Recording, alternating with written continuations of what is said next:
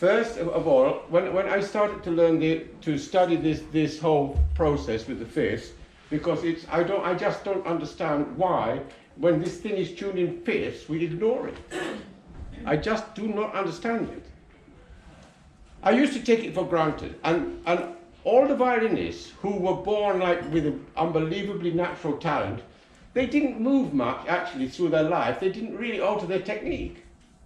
They kept the same style more or less for their entire life. So they were doing something right.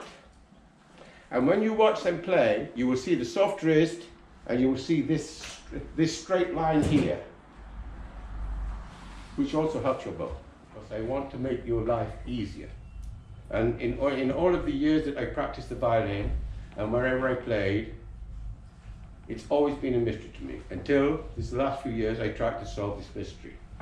And I think that it's not such a problem. The reason that the fifths are difficult because the hand falls in this position, and violinists very often play in this position, which looks very nice on a photograph. This looks great, but unfortunately it doesn't work, because you're on the tips of your fingers. You're not using these beautiful pads that he designed. The other thing that we do, we use this arm incorrectly. We should play, if not for the ribs, we should play straight up and straight down, because the fall of the hand now becomes that. But we have this to contend with, this action here, so that the hand and the fingers fall naturally into some kind of position, but they should fall because we have high passages to do, not just high notes, because the high notes in themselves, we can almost get away with them being minutely off center, minutely. But that minutely, when it's played as a fifth, becomes unpleasant, like he said. They sound unpleasant. We have to make them beautiful, because our entire technique, actually, in my opinion, and for a lot of observations that I made and discussed with the violinists of before my generation, when I used to go to concerts, and later on when I became leader of orchestras, I used to discuss them in London and New York. I used to discuss the hand positions and the ease. And in my book you will see that I didn't use pictures of my students, I used pictures of them. Because you will see always in this position the wrist is soft, so the pad is exposed to the string. And you will see that in third, fourth, fifth, sixth position the arm is straight, so it falls now this way, not this way, because now these fingers turn that way and there is no pad except the tips. So we must go as far as we can in a straight line. Now I'm asked that question many times when I travel abroad, and particularly in Korea or Japan, where some of those little girls have got small hands. And they say, well, how can we do it when our hand is not big like yours? Well, but the area of pad available to us, if you think of a fingerprint, is massive. For those little that tiny bit there. Because look, if you play artificial harmonic, a natural harmonic there, this is not with the tip. Huh?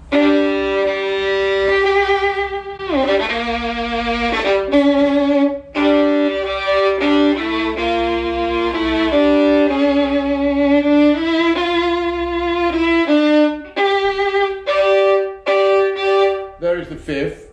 And not only is it good for my intonation, I need to practice a little bit more because it's hard to just take the fiddle out, even without the fifth. But if I practice properly, my vibrato will stay inside the frame of that pad. It will not wander outside. So I will always have a rhythm inside the pad.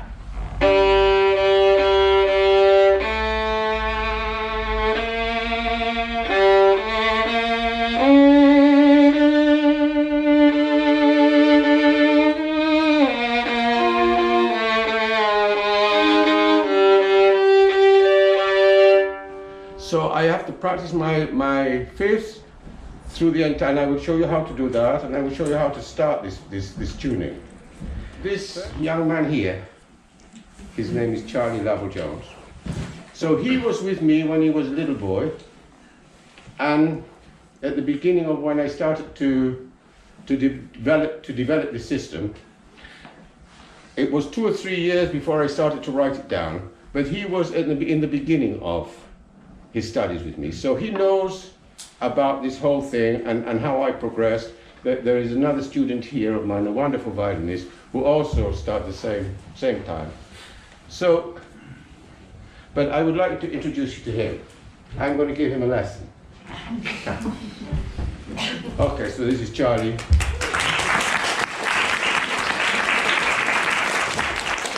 So I haven't told him to prepare anything in particular because he knows a lot of pieces. I mean, he knows almost all the pieces. I think he knows probably all the concertos. So before I asked him what he's been practicing this week, and he told me that because he's going to the Sendai competition in, when is it? June. Yeah. So one of the pieces there is Prokofiev concerto, number 1. You know it? I'm sure you all know it. Tough, difficult piece. So I said I'm going to pick up some difficult passages to explain the fifths and why they work with the straight arm and the pads of the fingers and why it gives you the ability.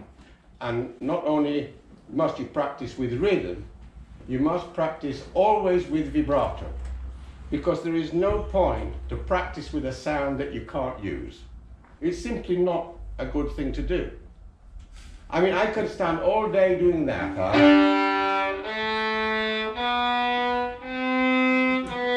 I don't know what I'm actually practicing. I can't use this sound anywhere.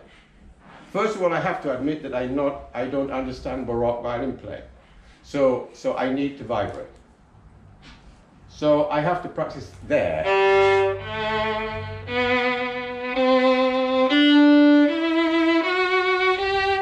That actually, even though that is not written in my book, I just played to you 4 lots of fifths without, I even didn't know.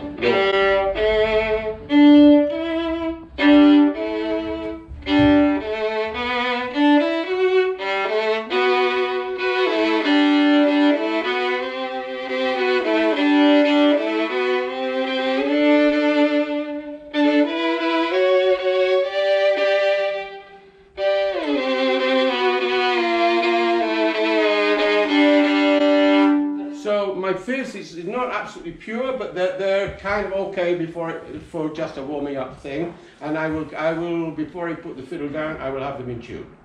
So he's just taking the fiddle out, so you have to forgive him for the first 10 seconds. Not 10 minutes, 10 seconds. And I wanted to go to the second movement and play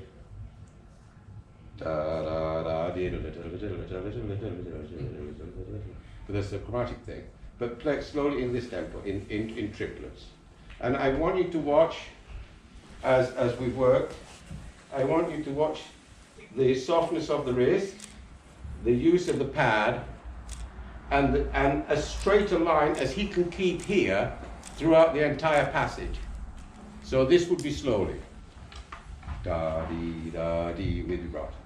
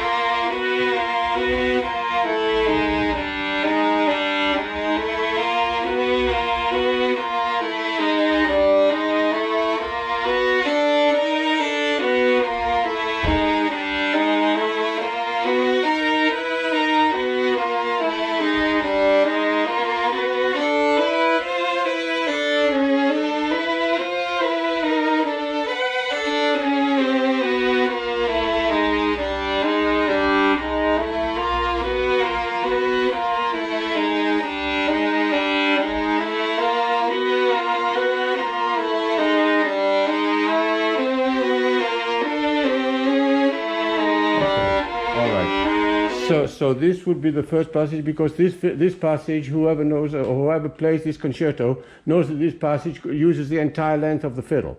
It goes up all of the strings. So actually it's going to take him 20 minutes to play through that in triplets in fifths. So what would be your next practice with this?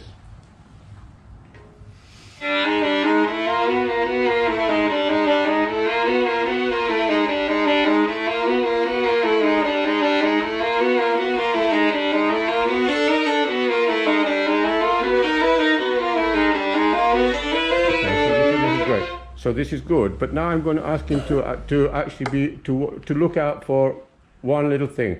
I would like him to be a little bit more active in the activity of the left hand. So it's not a vibrato, but the hand has got to help the fingers in articulating these notes and to give it a different kind of sound. Still in this rhythm, but we need to open the sound of the left hand, because that's where the colours lie on the violin. The textures are all in the bow, and the colours are all in the left hand. Trust me. Trust me, they are. Because I can play to you all day this note.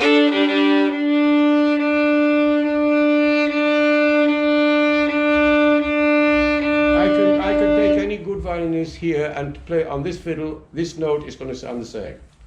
It will only sound different when I colour it with the left hand. That's where the colour of the violin is, in that hand. So I want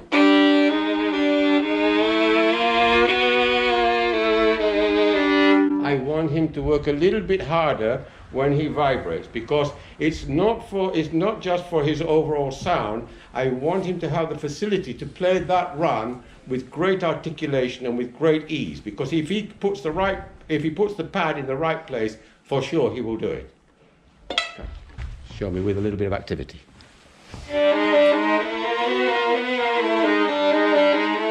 So the hand is helping the hand. The hand is helping the fingers.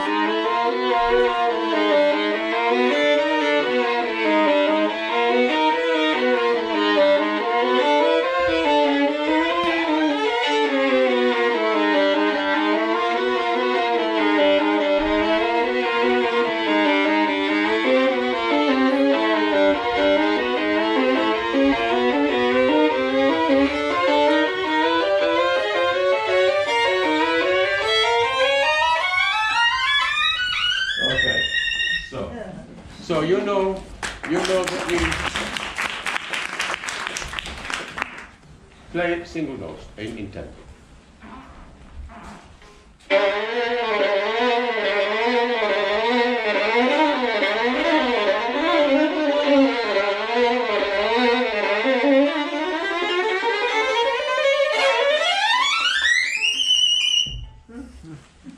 Almost.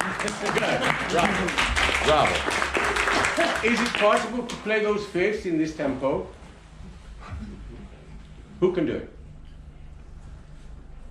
Come on, I promise you can do any speed you want. So let me hear it in tempo.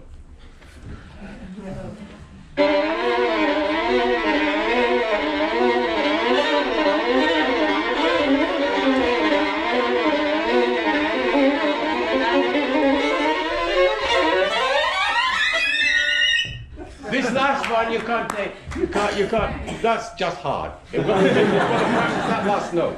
But the facility that he has now in the left hand will take care of everything, because the pads are in the right place and the arm is in the right place.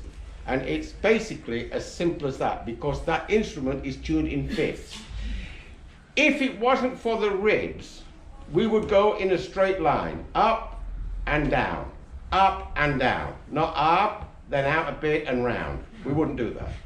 So we've got to narrow that around the ribs thing by a ton. We've just got to reduce it, which he does, because we don't need to go onto the ends of the fingers to do this. Also, if we practice our fifths with a beautiful sound and with a beautiful bowing, and a beautiful rhythm, we can take care of all the ingredients necessary to start our development as violinists. Forget first position, second position, third position, fourth position, fifth position. The arm only moves out when you're playing the G string. E string, G string, E string, G string. Because I've got to align my fingers. They've got to be in line.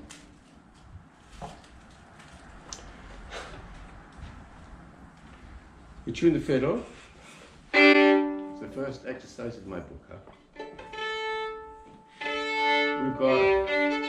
We've got that basically. You do a nice bowing. You're going to even try to get rid of all the noises in your bow arm.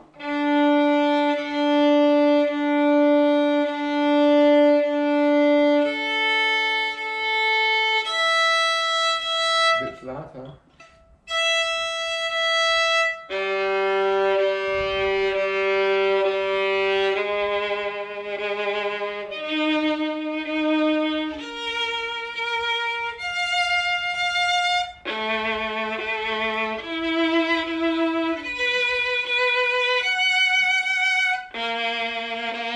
I'm going to go all the way up the violin as straight as I can until I come to a place where I've got to come round a little bit. But actually, subconsciously, that action will take care of itself. It simply will take care of itself. You don't have to think I'm in fifth position. You watch David Oistrakh play Shostakovich Violin Concerto, tune in before the cadenza of that recording, and watch this left arm. It's as straight as it can be, because he's playing with this, and it's just quite sensational. The vibrato is wonderful. Never got old, that vibrato, because he stayed inside the fifth. He even wasn't as old as me, but you know what? I could stay inside the note. Not because I'm so clever, it's because I practiced that, and that's why. I'm not going to vibrate outside there because that fifth is keeping me in the right place. So we have to practice that.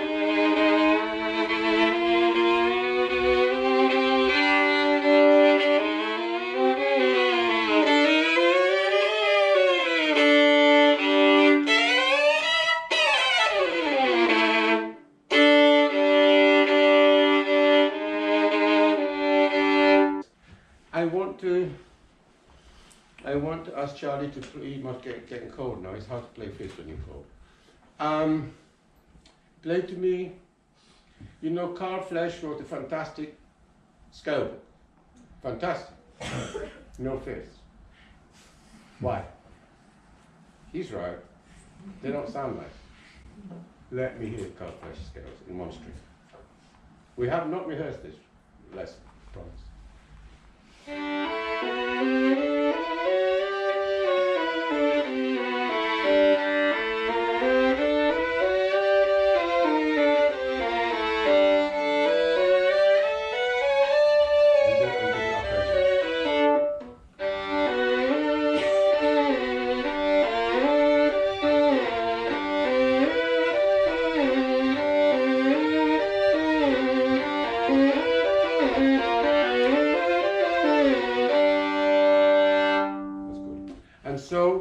Wanted to a little bit out of tune, but it's very, you know that it's hard even to just tune the fiddle, never mind to tune our fingers. But our fingers, we have to tune them. We can't just take the fiddle and hope for the best. We can't do it, because everything is parallel. All of Bach is, you know, Bach doesn't go beyond third position. We don't even have to move the arm. Well, it does go beyond third position, it goes there. Huh?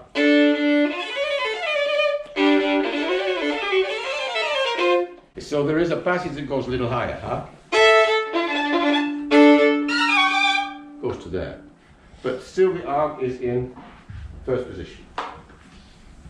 So for Bach, all six partitas, I need to move the arm up, out or in for the change of positions. I only have to move them out and in for the change of string. Let me hear play some ordinary fifths followed by natural harmonics. So, whatever.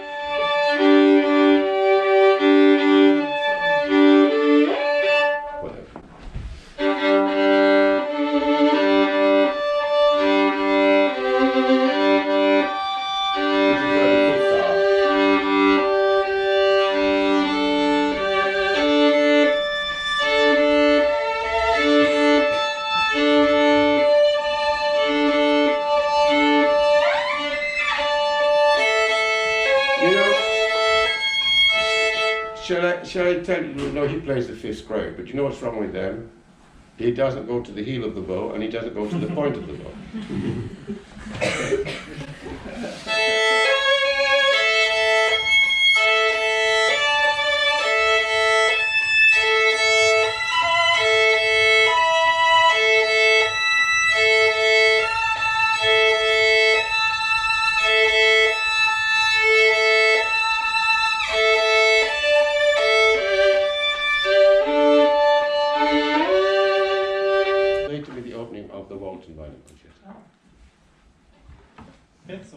No.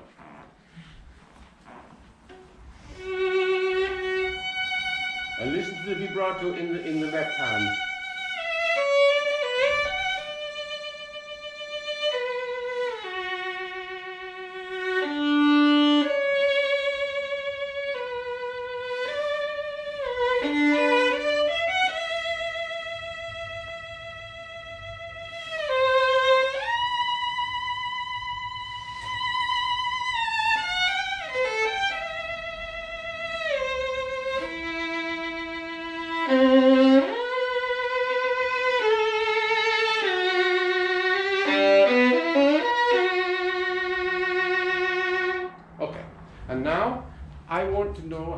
Because the couple notes obviously was out of tune there, including your B.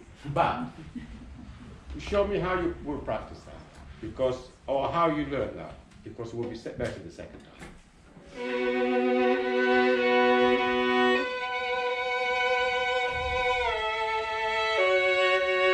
And it has to be rhythmical in the bow because what was actually because when you bow,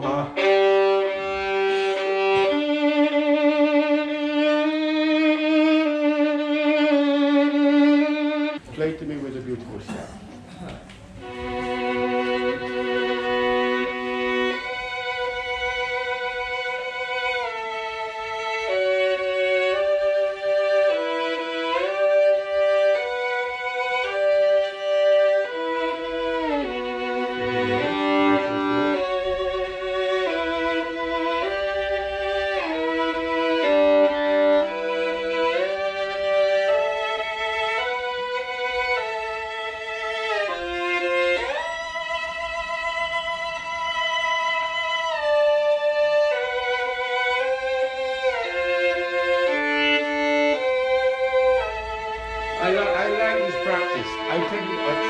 I tell you why I like this practice, because he's centered his vibrato.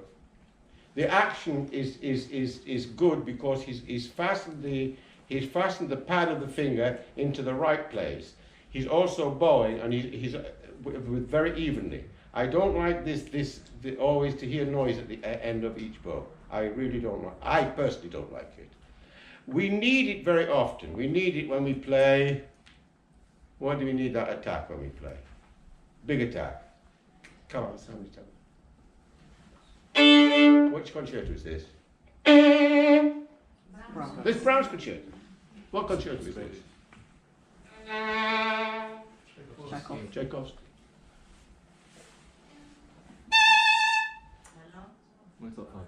Oh, it could be Lalo, but no, I would have attacked Lalo. It was actually Mozart 5, but you were almost. You're right. Okay. Okay. So look, unfortunately, I could go on. I'd really love to work for another couple of hours, but we have to finish.